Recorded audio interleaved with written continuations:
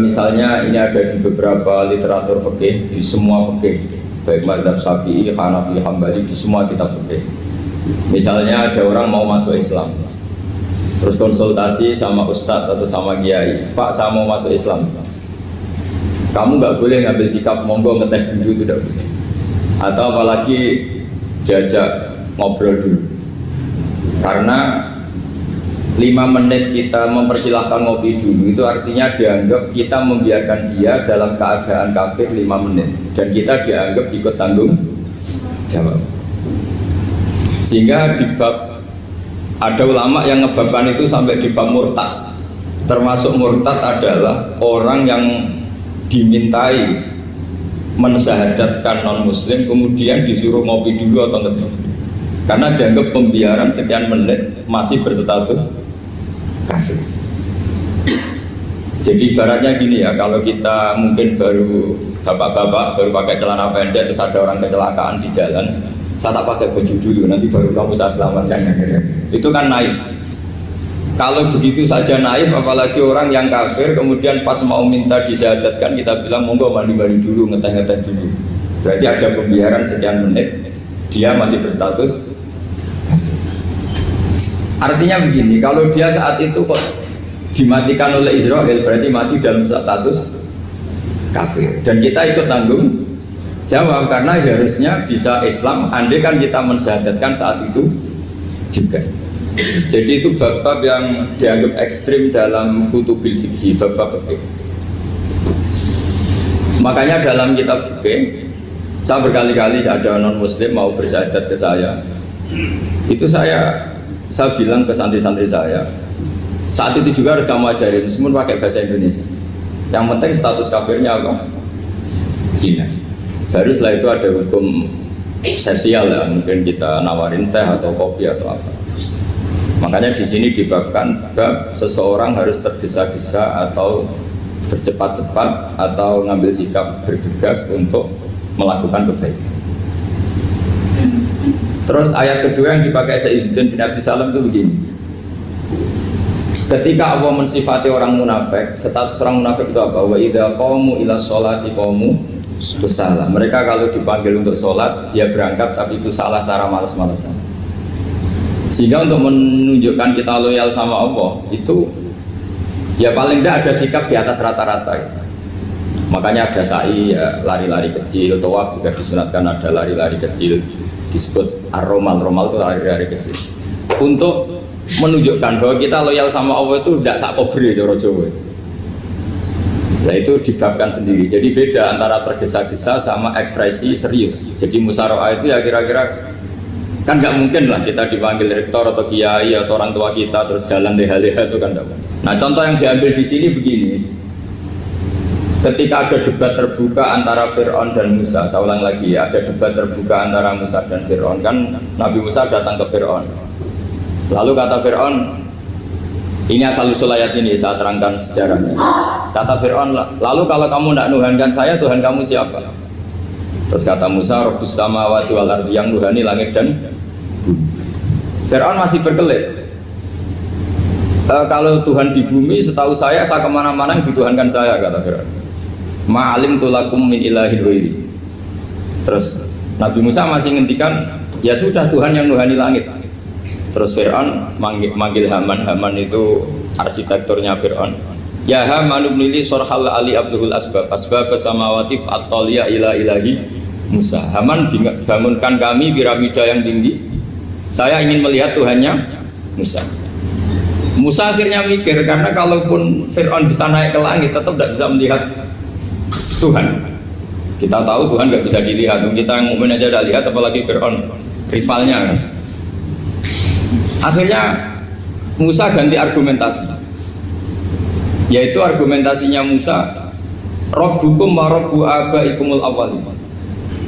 Ini perlu diingat dan perlu saya sampaikan, yang nuhani kamu dan yang menuhani leluhur kamu. Itu sangat memukul Fir'aun, karena logikanya kalau Fir'aun itu Tuhan berarti babanya dulu tanpa Tuhan. Ini ada Tuhan terlambat. Jadi kalau Fir'aun Tuhan berarti mbahnya tanpa Tuhan, karena zaman era mbahnya belum ada Tuhan. Karena perdebatan itu banyak punggawa Fir'aun yang mukmin. Wah ini Fir'aun nggak bener ini. Kalau dia Tuhan berarti babanya tambah.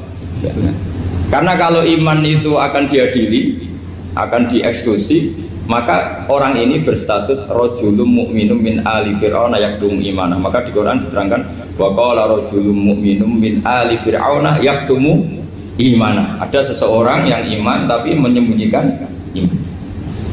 Lah orang ini selalu ikut rapat di rapat-rapat penting Fir'aun, termasuk rapat ketika Fir'aun dan para tentaranya memutuskan membunuh Musa.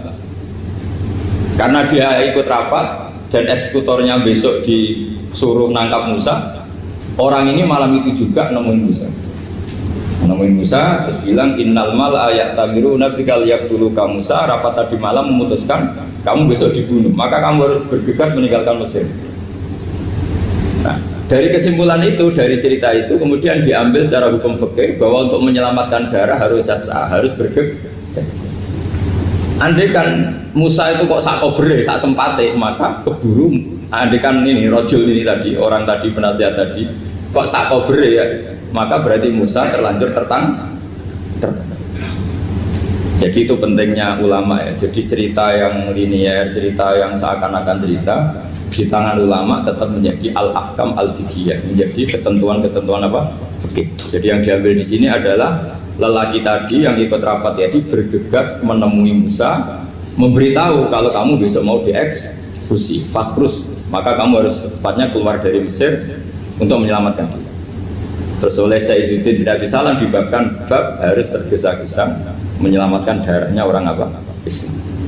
Jadi ini penting saya sampaikan. Jadi al-qasas ya, semua cerita di Quran itu tidak sebagai cerita, karena Quran tidak ingin melahirkan pendongeng, tapi harus menjadi ibrah, menjadi teladan.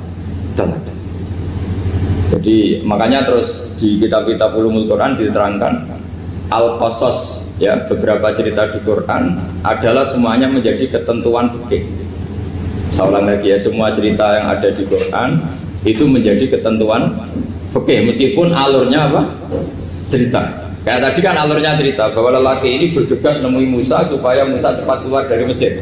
Terus dibabkan babul musaroah ila musifid. Saya teruskan ya. Wa kama la ra'ayna ma yaqtulu musliman law tabtu alaihi la qatalahu fal musaroah ila takrisihi min wajibatun. Idlaisal unatu mahmudatan fi kulli syai'in falaha mawatin tuhmadu fiha wa mawatin tudamu fiha wa kadzalika al musara'a wal lain wal dhulta wa ghairuhuma.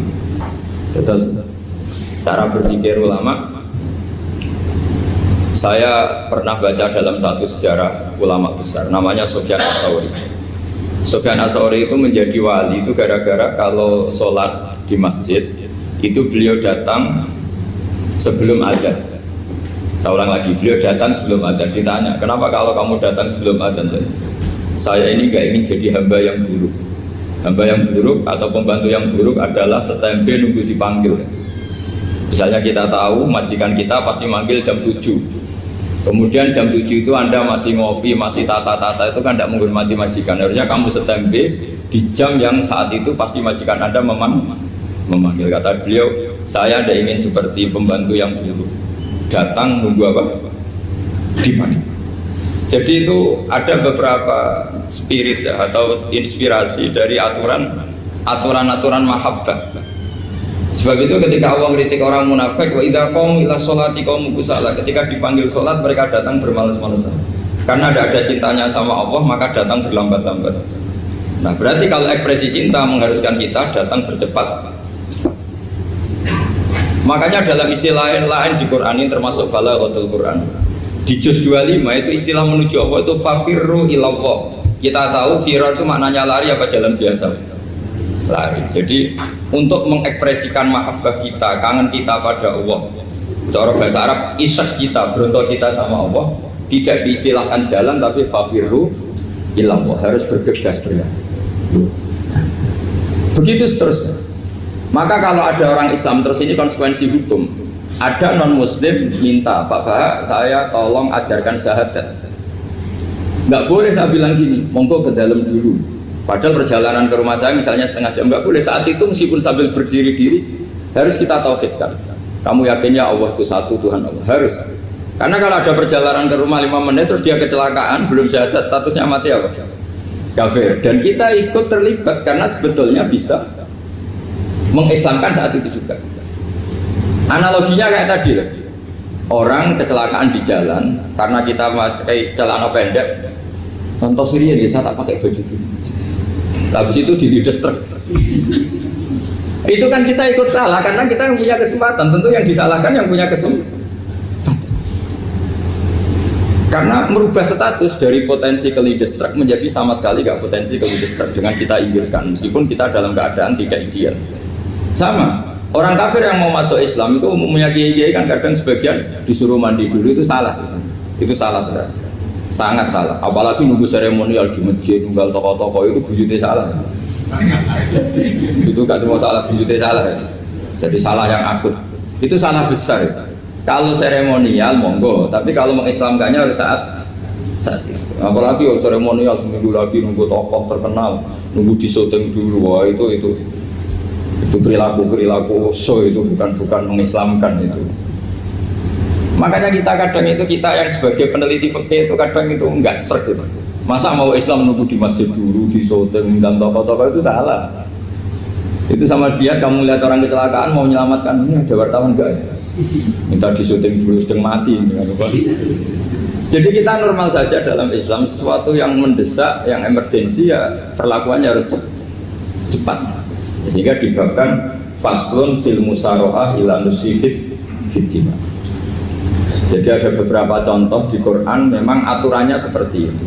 Makanya semua redaksi Quran tentang menuju Allah diredaksi fafirru ilah.